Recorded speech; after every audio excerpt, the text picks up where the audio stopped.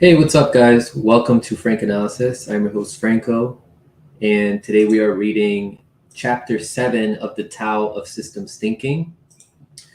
This is by Michael McCurley, and this book I highly recommend it because it can help you become a better thinker and to understand the world around you better. All right, so Chapter 7 is Governing Causes. Truth within systems. So this is 55, passage 55. Truth within systems must be constantly approached anew. Understanding the harmony of systems is to have an immutable inner vision. Provoking growth or disruptive manipulation invites collapse and ruin. 7.55 Perceptions and Truth. Our perceptions cause us to believe whatever we assume to be true. If it's common knowledge that the world is flat, then anyone who claims it is round would be a nutcase. So we can see that people aren't so much concerned about the truth as their perceptions, which cause them to think as they do. People have died for this reason alone. Take, for example, our once geocentric point of view. Practically everyone knew in the 16th century that the sun orbited the earth. It was common sense. One free-thinking Italian Dominican friar named Giordano Bruno described a cosmology in which the stars were suns, not unlike our own sun, and that contrary to popular belief, the earth orbited the sun. Since he pointed this out, among other things, to those who might listen, he was prosecuted by the Inquisition for disseminating these and other beliefs, and then burned at the stake as a heretic. It takes more than what people think to determine the actual truth about any situation. This is important for approaching the study of new problems or systems, because we may interpret counterintuitive signs differently than what they actually are. Once we get the wrong idea about a system, it's extremely difficult to undo our thinking and change it to think in any other way. The fact is, part of what we think and believe is inevitably false. I want to stop there and comment that we've been programmed to think that certain things are true based on what's been taught to us since we were in elementary school, and then gets repeated through media. And some of it may be true, but how do you know that all of it is true? We won't actually know that unless you experience it, see for yourself. And if you try to question some of this stuff, especially things that the rulers of this country hold dearly, then you would be ostracized. This is especially true within cults. Like, it becomes common knowledge, certain beliefs become common knowledge, and then if you question those beliefs, you are viewed as a pariah. You become a pariah for questioning those things. So a lot of things that we think are true are actually just assumptions. All right, so we got to be constantly questioning, how do I know that this is true? Sometimes that takes a lot of courage, a lot of inner courage. People don't like being wrong about what they think, and will often go to great lengths not to change their minds, even when it becomes evident they are mistaken. So in comparing perception with the truth, be prepared for people to be inclined to go with a perception before the truth, except if that perception is true anyway. A person who studies a system should approach it with an open mind and be willing to constantly find truth again, as if discovering it for the first time, even whether the original perception was certain or not. In this case, a perception may be a disadvantage unless it has some relation to the truth. Because of this, it's necessary to have an inner vision that's independent of external influences. In this way, we can learn something new instead of depending upon suppositions we pick up. A person who works with a system needs to avoid the temptation to manipulate it. This is difficult to avoid because people often force or manipulate systems out of selfishness, trying to make them grow, violating or changing their parameters without real understanding. Those who do this will most probably fail and may ultimately destroy what they are attempting to do. 56. One who knows doesn't have to say what one who talks doesn't know. The entire world must be seen as a single dynamic system. 7.56. Perception and belief. People tend to predispose arguments to their own points of view, since they naturally believe whatever they assume to be true. This lumps truth and belief together in ways that are difficult to distinguish or separate. It also tends to mix facts with fiction and fallacies, which are somewhat easier to distinguish, but not if people are partial to what they understand. What's presented as scientific reasoning is also sometimes flawed because of this. So it's easier for people to mislead themselves than to be misled. People are often comfortable with what they believe or understand, not because it's true, but because it fits within a paradigm which is attractive and easy to assimilate. This also explains paradoxically why knowledge from apparently objective methods of science is somehow diverted for doing things such as killing people or creating weapons of mass destruction for purposes that are quite subjective. Leave out then the obvious contradictions, counterintuitive paradoxes, or inconvenient truths. Education helps to cement a patchwork of apparent half-truths together, along with generous help with the media, public tax systems, and corporate sponsors. We learn, or we're conditioned by what we learned, by what we learn. There is no end in this story, end to the story, and no moral other than we deserve whatever we believe because we believe it, regardless of whether it's true or not. Because if it isn't true, it ought to be. And isn't that almost the same thing? Somehow, a few people still have a sneaking suspicion that something isn't quite right, but they're not encouraged to express dissension or contradictory opinions because of what others might think. Unless, of course, they have joined one party of thought or another, where most of their thinking is already done for them. Although people are officially encouraged to think for themselves, they're not actually motivated to do this. Either they are invited not to interrupt in class, or in other avenues, they're told not to waste valuable time unless they are getting paid or will pay for it. That's what good business is all about. Instead, people are quietly invited to conform to whatever groupthink has provided for them in 2 or 3 basic flavors. These aren't very different from one another. Since the underlying basis for those flavors is the same, they only give people the illusion of choice. With the advent of the internet, it's easier for people to appear to be more intelligent than they really are.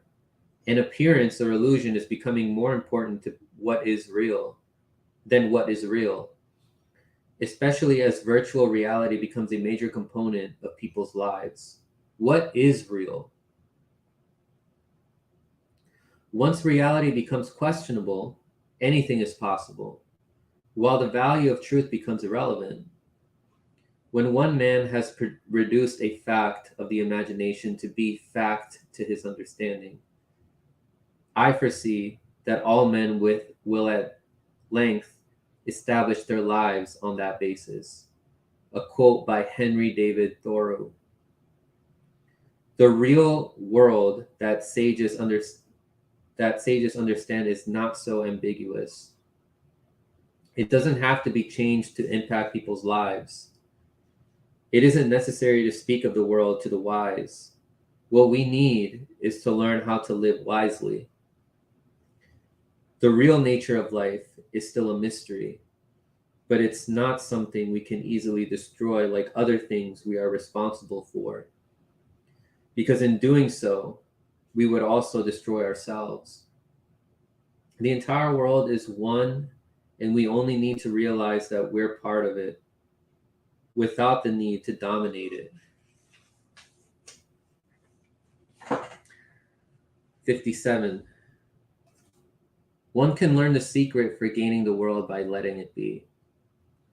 The more we try to change things, the more they stay the same or get worse. People transform themselves. My help to change them is unnecessary. 7.57. Let it be. People have become so manipulative of this world and one another that they cannot imagine being any other way. This utter codependence is a paradox that often brings out the worst in people instead of the best. Why are the weak, the poor, and the meek called blessed? And those who control the governments and riches of our world's resources most often damned? Because we would have been better off without them. The world works best by letting things be. And we've done pretty much the opposite of whatever that would be, to the point that we have no idea how we could live other than the ways we do. System dynamics may also be selfishly employed to help corporations increase profit margins without tackling more important human problems. People have become so obsessed with economic growth that they cannot imagine what life would be without it. But they now have to face declining business structures, aging populations, scarcities of resources, environmental degradation, destructive competition, terrorism, and wars. This has produced a great divide between what people come to expect and what they actually see or experience. Added to this is the fact that many of our world's experts, quote unquote experts, often suggest we act in ways which have the opposite effects of what needs to be done for most of us. These experts insist upon growth as a solution for economic systems with converging symptoms of decline. As people apply their solutions with increasing force or insistence, the consequences for the systems they've tried to change naturally grow worse.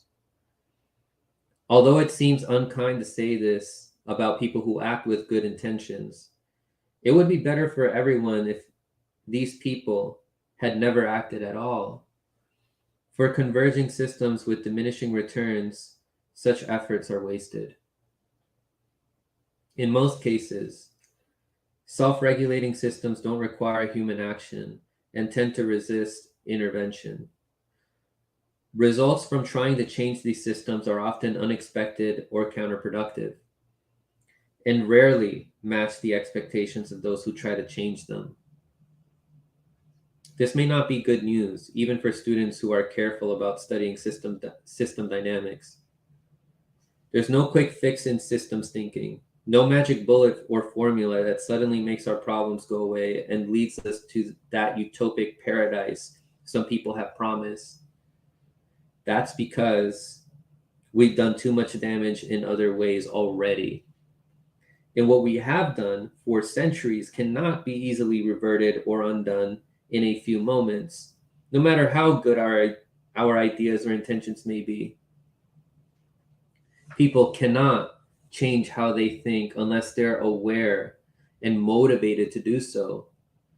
But most aren't eager to change what they learned, especially if they've been conditioned to be selfish and have mindsets which are easier to maintain than to do otherwise. Something to think about. And something for you to let me know what your thoughts are. Do you think that our society conditions us to be selfish? We got Glory and Ricky Bierwick's mommy in the house. What's up, guys? I know that's a bit random for people who are going to watch this video later on, but those are the homies right there. Let me know what you guys think. Do you think that society conditions us to be selfish, or tries to condition us to be selfish consumers? A simpler world in which everyone has enough would require fewer resources than the one we live in already. Those with nothing now would have nothing to lose if we try to make our world more equitable. Since people with power and control have everything to lose, they will do whatever is possible to keep things as they are, to maintain the status quo. It makes no difference who has less as long as those with more can keep it that way. This doesn't take into account, however, the impacts of cumulative damages over time. So people who are contentious and nervous about this state of affairs in the world are now divided into two groups. One, those who have the most to lose if they must give up part of what they have, since they control most everything already. And number two, those who have almost nothing and must struggle day to day in order to survive, and have nothing to lose if they try to recover what has been taken from them. The world may adjust itself eventually, perhaps sooner than people think, without any intervention, even as the overseers in the corridors of power do their utmost to maintain perpetual supremacy. The rest of us will be observers of these events which are about to unfold. The writing is on the wall. There isn't much doubt about which group could eventually prevail. That worries people who have much to lose and gives hope for those with much to gain. 58. When a government is discreet, people are simple and happy. When a government is repressive, people are astute and happy. What could be a definite purpose or end to this process? A wise one squares things without cutting, sculpts without disfiguring, straightens without forcing, and clarifies without disillusion. 7.58 Aims of government. The goal of nearly any government is to control its subjects, to make people follow a political economic system, which often ends up being the flavor of the month, one that people don't like much anyway. So the goal of those who are subjects of a government is to resist control. This is the natural behavior of human beings in any political system, and it's irrelevant what the politics of that system might be. It is unusual that many people never notice this. Otherwise, citizens and their governments might be quite different. For worst case scenarios, without citing innumerable examples, repressive governments of any flavor, democracies, federations, oligarchies, dictatorships, socialist states, and republics, try to force people into conformity, but eventually force themselves out of existence. Or overly lenient governments govern through inaction, but eventually succumb to the corruption of selfish civil servants who end up serving their own interests. Then these regimes collapse or fall into the hands of more repressive forces that promise to reestablish law and order through whatever condiment of nationalism that is available in that place and time, and so on. For best case scenarios, there's a semblance of choice, often codenamed democracy, quote unquote democracy, and the lip service is given to personal freedoms or whatever appropriate rhetoric people have become accustomed to. These governments rule less overbearingly, but aren't yet too corrupt, and people who have more freedom to be themselves recognize the value in leaving what is well enough alone. Still, with nothing better to do, political parties vie for their turns in the sun through political elections. As the political pendulum swings back and forth between the official or the opposition parties, Those who become bored or dissatisfied notice that nothing really improves. Some change their minds from one election cycle to the next, but never notice how their country's political system oscillates like a pendulum as a whole. In that case, I'm going to say like it oscillates between one party or another, but at the end of the day, the status quo remains. Whoever wins is going to be whoever the billionaires or the rulers of this country allowed to win that election. And then they might try different methods depending on that personality and that party's culture war stances are, right? When it's a Democrat, they're probably going to use more liberal rhetoric to try to manufacture consent for why we go to wars. Right? Look at how they're mistreating their women in that country. Blah, blah, blah. And then when it's like a Republican, they're going to use like conservative rhetoric for why we need to go to war with certain countries. This suggests simplicity, as many say, that the best government is one that rules little or not at all. Although it's somewhat of a paradox that the political parties which give lip service to this point of view are often more militaristic and repressive of human freedoms than others. But to follow our proposition to its ultimate consequence would imply we could live in a political vacuum, which has never been the case. Most likely, that vacuum would be filled with something different or worse if nothing were there in the first place. For those who cannot imagine what that might be, think of the mafia, drug cartels, or other well-established but less reputable social institutions. Or consider the influence of an external power like China. So the case people make for anarchism or social utopia wouldn't work. That is to say, we don't trust ourselves or others enough to live without government. Though wouldn't it be nice if we could? That would require a higher level of collective consciousness, I believe. Yeah. Now we get to 59. The virtue of knowing systemics is to discover a possible erroneous path before it ever occurs. This invisible path to improvement is possible through the mother of strategy, the secret to long life of a system, and a durable vision of its future potential. 7.59. The invisible path of improvement. The problem with a path of improvement is that it's invisible. There is no way to compare it with more direct, productive results. So when improvement programs are compared with productive results for the time management purposes, there's no question about which will be eliminated. This shows that in spite of our best intentions, even with excellent results, most programs for improvements are tried but then eliminated before they can be implemented for long-term results. How could we compare a tangible result with the intangible benefit of eliminating a possible problem that doesn't exist? Then the fact that the improvement program hasn't produced tangible long-term results is given as the reason for eliminating it. This use of circular reasoning isn't recognized. Instead, other cases are cited which show similar conclusions as further proof that improvement programs don't work effectively on a long-term basis.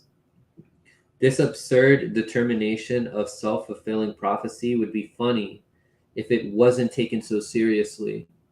But we find this repeatedly applied in corporate environments without any awareness that it's happening. So the disadvantage of eliminating problems before they ever occur is that you'll never be recognized for problems that don't exist. Police forces would never be recognized for fighting criminals who aren't there. Social organizations would be unnecessary if there were no social problems to combat to combat in the first place. Technicians would not be required if there were no problems to fix. People work and thrive right now with problems. Eliminating them would not be as impressive or as easy as it might appear, since people wouldn't be pleased if the problems or enemies we know so well disappeared, unless we also change how the structures of society would work without the problems we're accustomed to. Ideally, we should identify potential problems before they occur and avoid them. But our societies are not structured to work that way. We are taught instead to face and fight problems until we have defeated them as the enemies they are and should be. What we're not taught is that we often are the ones who created these problems. So in that case, the enemy would be us. Since it's inconvenient to fight against ourselves, we ignore the possibility and look for other causes or demons to blame in others, the mother of all wars. Not realizing that the simple recognition of mistakes would give us the means to correct and solve our own problems without any more complications than admitting that we're sometimes wrong, which we know anyway. People who are defeated in war will certainly discover this, which can be useful for recovery. The victors face the paradox of having won, but revindicate what's often wrong. Sometimes people don't reason well because there's no reason for them to do so, or they may find reasons not to do so. Now we get to 60. Systems demons will have no power to harm us if we learn how to avoid them. If only a government and its people refrain from doing mutual damage, all other benefits of that kingdom will come forth. 7.60 System demons.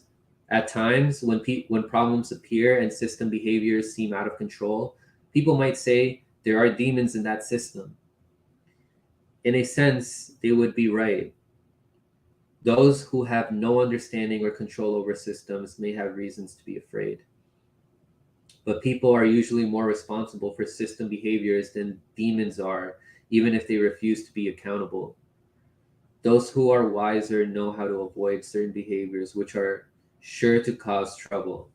And by knowing how systems work, they can help others troubleshoot and resolve problems before these produce serious consequences.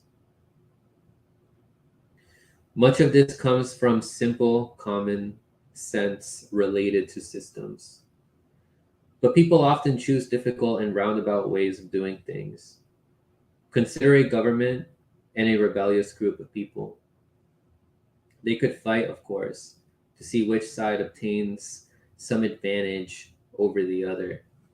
Or they could negotiate to avoid doing mutual damage to one another, which would only escalate, so that neither side would be damaged.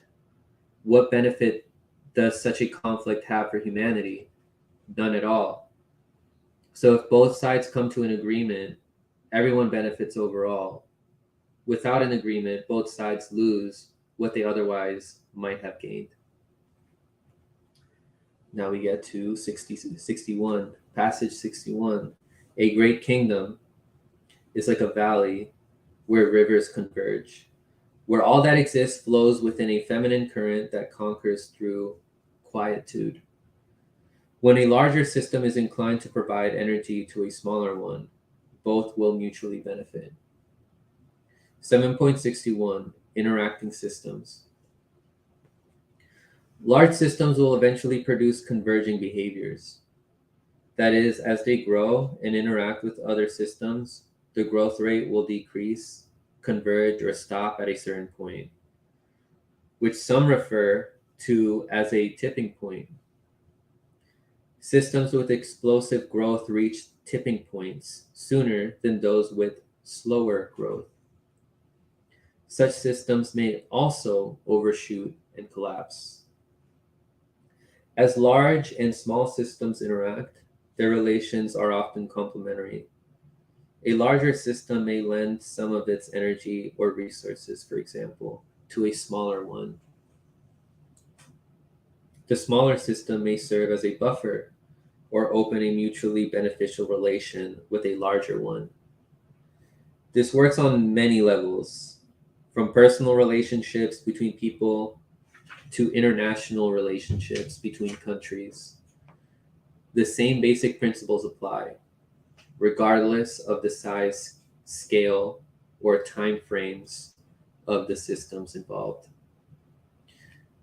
There are masculine and feminine currents, yin and yang, which interact in all animate and inanimate systems.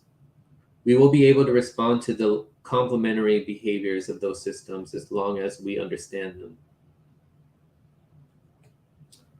62, passage 62. An understanding of systems is universal deposit of all things. Those who safeguard this knowledge of systems can check one another's work for errors. A good model is an unmatched gift for those who otherwise might stumble. 7.62. Awareness and understanding. True awareness and understanding can be a greater treasure than all the trappings of wealth and power. This is because understanding is more important than the external physical manifestation we observe. To be aware of causes for what is manifested also gives us the potential to create almost anything. Why is this so? The resources we need to create our future already exist in one form or another. Knowing the root causes for what appears and is manifested shows us how to create new possibilities. So it's better to have wisdom, awareness, and understanding than to have physical wealth, because while one may last, the other will not. Watch what happens over time, and you'll notice that what you have one moment is soon gone the next. And you can be aware of all of this without moving or making any effort to know it. I will add on and say that understanding, awareness can help bring us inner peace. Understanding other people, even those that we don't like, can help give us more inner peace. Help, and especially understanding and being aware of ourselves will help give us inner peace and can bring us closer to solving whatever issues, problems that we may be going through. It can bring us closer to solving problems or issues that we may be going through with other people. Right, so it's important to have that understanding. It's a treasure, like how it was described here by Michael McCurley. Passage 63. An understanding of potential inertia can produce great results, especially if we understand the growth of self-organizing living systems. All we need to do is pay attention to small beginnings. From those beginnings, we will eventually see great results. 7.63. Living systems as models. We would do well to study how living systems are organized and develop. Living organisms reproduce from extremely minute amounts of living matter. Just a few simple cells, for example, are codified with everything needed to guide the development of fully grown organisms. But defining and modeling life isn't that simple. Human systems which mimic living ones are often successful. That doesn't mean, however, we should play very much with living systems such as genetics. Our species is still relatively immature, based on our behaviors in the last century, to experiment much with biological systems given mixed results. Weapons for biological warfare, and biomedical advances which have improved health. Unfortunately, we've demonstrated significant advances in opposite directions. Some of them we would be better off without. Others divert our use of resources for less than beneficial purposes. But finally, we've made a few advances which have contributed to positive results for our species. People who easily make promises aren't likely to succeed because they make the mistake of assuming something is initially easy when it isn't. Those who are most likely to succeed start out by recognizing the difficulties of what they want to do, and then find it easier to accomplish when they persist until they achieve it. So that's it for chapter 7. And I will see you guys for chapter 8. I hope you guys are doing well. I'm doing well. And I really hope that this book is helping you guys become better thinkers and to see things more in systems. But yeah, I encourage you guys, like, look into some Eastern philosophy, also look into all kinds of philosophies, Western philosophy. The more people we get to be better at understanding others and better at understanding themselves, the better that the world will become.